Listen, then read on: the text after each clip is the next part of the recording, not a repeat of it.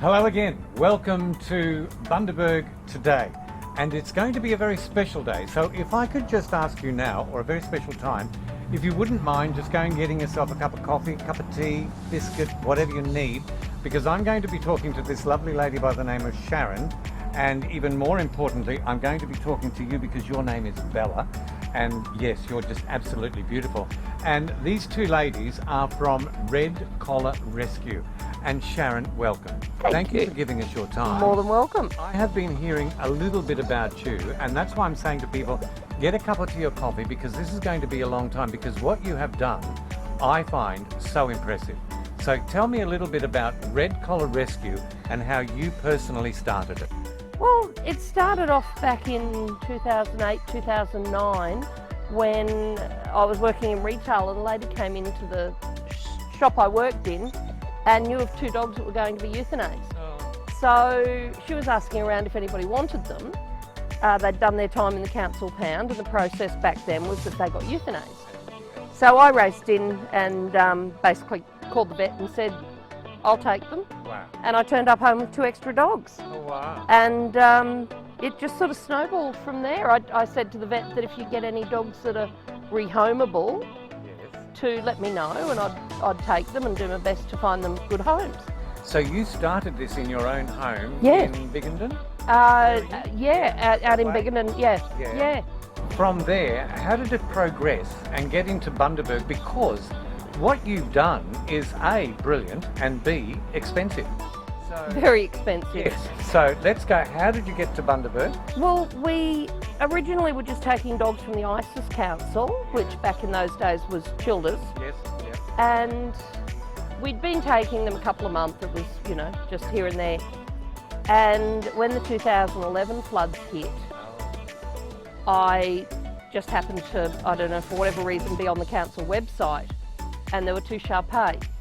Now, Shar-Pei are my poison. So I contacted the council. By then we'd done the process of becoming an incorporated association. Right. We'd become a charity. Wow. We'd done what you'd done. All through what we'd just started off. Say we, how many people are involved at this? Back then there was my husband and myself and just a couple of close friends that were willing to at least be on the committee. Yeah. And yeah, so I needed 6 people, I think it was, to form a committee. And anyway, I contacted the council and told them who we were, what we did, and asked if there was any way that we could assist with the dogs. And sure as eggs, I think it was about 2 or 3 days later, the council turned up at our place with 9 dogs. Wow. And it just went from there. So over the years, we've now got a memorandum of understanding with the council. So everything's legitimate, and basically any dog that's done its time in the council pound is made available to us for rescue. so hands off to the council as well. Oh, absolutely. Our council has been fabulous. Right from day dot, they've been really supportive. Unreal. Where are your premises now? At the moment, they're out at Biggendon still. Right. So I do the 100k trip each way twice a week to pick up dogs. Yeah. But we are working on building a new shelter out at Childers. Wonderful. So, I've heard the rumour. Yeah. So again, a lot of expense. A lot of because expense. You're now going to buy land, build a place to be. Purpose-built facility. Yes. For how many dogs do you have at the moment? At the moment, we've probably only got about 40. Only about 40. But yeah, that's amazing in itself. It can get right up to about 100 when it's really, really bad. Yeah. Okay. So Sharyn, I think we need to ask, where does the money come from?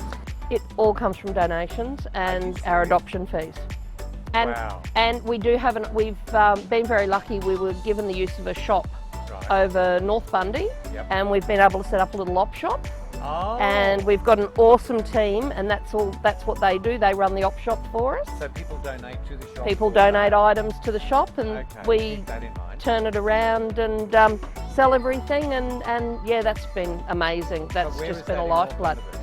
Mount Perry Road. Mount Perry Road, okay. And is it Mount Perry Gin Road? All right. just past the BP. And so what is the shop actually called? Red Collar Rescue Op Shop. Red Collar Rescue Op Shop. We went that. for something very, very easy to remember. So if you are an animal lover and if you have things that you think might be worth selling, by all means, take Absolutely. them to Red Collar. Now, Absolutely. if people want to donate, because a lot of people can't give up their time or, you know, do things that you do. So if they want to donate, how do they do that? Red Collar Rescue? Yep, they can go onto our website. We've got a website. All of our banking details are on there. We have PayPal. They can do automatic donations through PayPal. Yep. Some people prefer to come into the vet clinic here. We use Vet Cross in Bundy. Yes. Some people prefer to come in and actually pay money straight onto our account. Okay. So, but yeah, every cent helps. Of course. Our vet bills can be anything up to $5,000 a week. A week? Yeah, and Okay. that's not unusual at all. No. So, but it's amazing. Yeah, I guess we just developed an ability to turn every coin over twice before we spent it. Now tell me again, when did you start this? I'm sorry, I know you. I think it was 2008, 2009. 2009. So Yeah. you've been going all this time. Yeah. And congratulate. I think what you're doing is just so wonderful. Mm. So you and your husband started this. I think, you know, all kudos to you two. It's just amazing. And now you've got a committee. Now you're setting up premises. So Yeah. it's just, and you can have up to, how many? 100 dogs a month?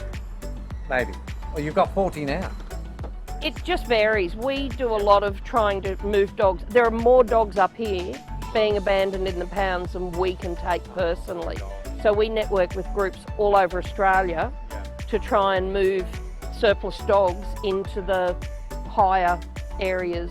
Wow. So we can just have room to go and get the next lot of dogs next week. So yeah. My suggestion for sainthood, okay? He doesn't know me very well. Red Collar Rescue, and as you know, you can now go onto their website and you can get their banking details. If you want to donate, you can take goods to their op shop, which is over in North Bundaberg, and that also helps. It's wonderful. What you're doing is just amazing. When I started hearing about it, I said, this is going to be a long interview. Do we know how long we've gone so far? But anyway, I'm just hoping that it was interesting for you.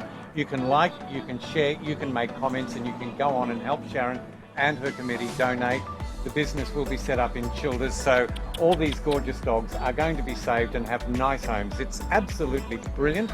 I can't speak highly enough of it.